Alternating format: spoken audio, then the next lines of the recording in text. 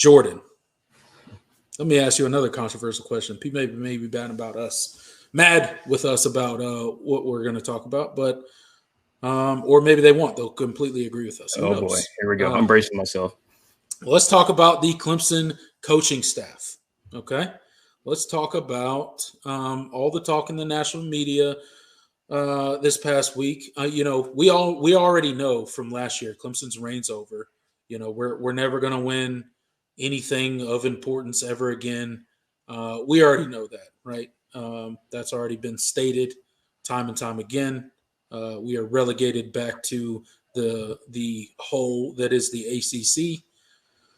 And that is that, okay? But Clemson did lose 2 coordinators, as we know, this past offseason, okay? We lost Tony Elliott. Some of us were not exactly upset about that. And then we lost Brent Venables, and some of us were a little bit more upset about that, depending on how you viewed things as a Clemson fan, okay? So what did Dabo do? He hired from within. He brought dudes in. He promoted from within guys that were in other positions. So we know Brandon Streeter's the new offensive coordinator. We got Kyle Richardson that is the passing game coordinator. Also is the tight ends coach. And then you have Wes Goodwin as the defensive coordinator. What are your thoughts going into and we'll probably readdress this in the offseason, but as of right now, do you think any changes need to be made, whether it be from a coaching standpoint, a philosophy standpoint? What do you see? Because a lot of people talk about, we've talked about it on this show, Clemson's offense needs to be revamped. Maybe these coaching decisions weren't exactly the best move for Clemson. What are your thoughts? Because there's been a lot of talk about it, and I'm just curious. Let's talk about it with we'll discuss it, and then we'll kind of see what the audience is saying too. Yeah, well, I'm on record as saying that I'm over this scheme, this offensive approach in general. So I do think at the very minimum that needs to change, which I don't have faith that that's going to change. I fully expect both coordinators to be in their same roles next year. I think Goodwin is going to be DC. I think Streeter is going to be offensive coordinator. Yep. Whether or not there are some shakeups and responsibilities and stuff like that throughout that, that coaching staff, I could see that, but I don't think either either side of the ball is going to see, guys leave or, guys, lose their jobs or anything like that. So I think at the very least, maybe bringing some extra guys, some new people in. That's not all. I don't think that's off the table, but I don't think anybody's leaving. Maybe hiring guys in analyst roles, hint, hint. getting some more voices. Getting more voices on both sides of the ball would, I don't think that could hurt. Just outside people without, not necessarily everybody has to have connections with Clemson. Maybe it's okay to hire people, guys from other programs. Yeah, it's okay to hire outside people. Right. So be okay. It's still Clemson. I do think that needs to change, and there needs to be something done with the scheme, because just the offensive approach just really hasn't evolved very much.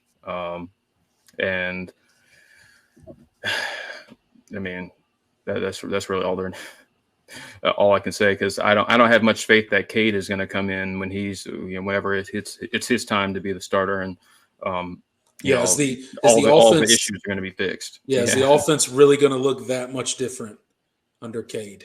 Yeah, I don't know. Maybe some things, like maybe the QB run game will be more effective, and just having a guy that can get to the outside definitely helps. But just other stuff, wide receiver play and like that, and pass protection. Like, is that ever going to? Yes, Dabo. Yes, Dabo has fired people before. Yes. I mean, did he not fire? I mean, he fired Billy Napier. He fired Rob. There's some conflicting reports about about Kevin Steele. He got fired. Some say it was a mutual parting of ways, but it was clear there was going to be that's usually a nice way of saying, hey, you're no longer going to do this job, so right. You so could find you another could stay job. here in a different role, or find you could another leave. job. Yeah.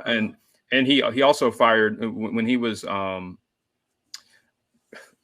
I don't know. I don't necessarily know who did the firing, but from what I've been told and from what people have said, that he fired Rob Spence when he first took over. Rob Spence was the longtime Clemson offensive coordinator under Tommy Bowden, but when Dabo became the interim and Tommy Bowden was let go, Rob Spence was also let go, and that could have been the athletic director, but I've had people tell me the athletic director gave him full control over hiring and firing when he made him the interim. So that was a Dabo decision. I've heard him talk about it in the past of where he went a different way. He doesn't say fired. We went a different direction on the offensive side. Yeah. So a little bit nicer than a firing, I guess. Yeah. So let's talk. We talked about the offense, right? I too agree with you. I think we're both on record saying that we are kind of done with this Clemson offensive scheme. I think it needs to be revamped at a minimum.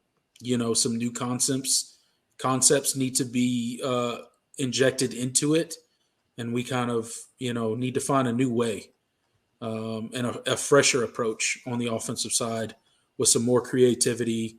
And I think that we need to become better at adjusting to personnel that we have. One of the things that we always admired, I think, about Brent Venables was his ability on any given year to take the personnel that he had and put the best product available on the field. It didn't always work out in every single game. He definitely had his games where he got dealt with by whatever offense he was playing, but he did have the ability to really adjust his scheme based off of personnel. And I don't think that's something that the Clemson's offense has ever really done. I think we got the Clemson offense, it's the Clemson scheme, and then we kind of mash these players into it, and it hasn't really worked out in the past couple of years because of personnel. We do have different personnel than we've had in the past, so I think that's something that the Clemson offense the offensive staff maybe needs to look at. A lot of people in the chat here talking about Jeff Scott and how he never called plays at Clemson and things like that. I don't know if he never called plays at Clemson. I don't know how many plays or if he was responsible for any play calling when it came to Clemson. But I can tell you that the offense looked different when Jeff Scott was here than when he left. Yeah. That's all I'll say. And he certainly had a say in the game plan. And I mean, Tony Elliott was the primary play caller, of course. Up in the he was up in the booth. Yeah. But I definitely, Jeff Scott had a headset. He had a say. I think he definitely had a say, and just having two guys, two voices in the room, bounce ideas off of each other, definitely helped. So I mean, we obviously we don't know the ins and outs of how their whole process. Yeah, I have no idea how plays got in and all that, and who, how many plays Jeff Scott called or anything. We obviously don't know that, but they clearly worked together to build the game plan. And I agree with dropping the bubble screens. Right. Get rid of the bubble screen. Jesus Christ. You know what in Madden where you can like only run a play so many times in a game before it gets locked out of the game. That's what Clemson needs. You're only allowed so many bubble screens a game, and no matter how bad you want to run it again, that's off limits for the offensive coordinator. That's what needs to happen. Lock the play out.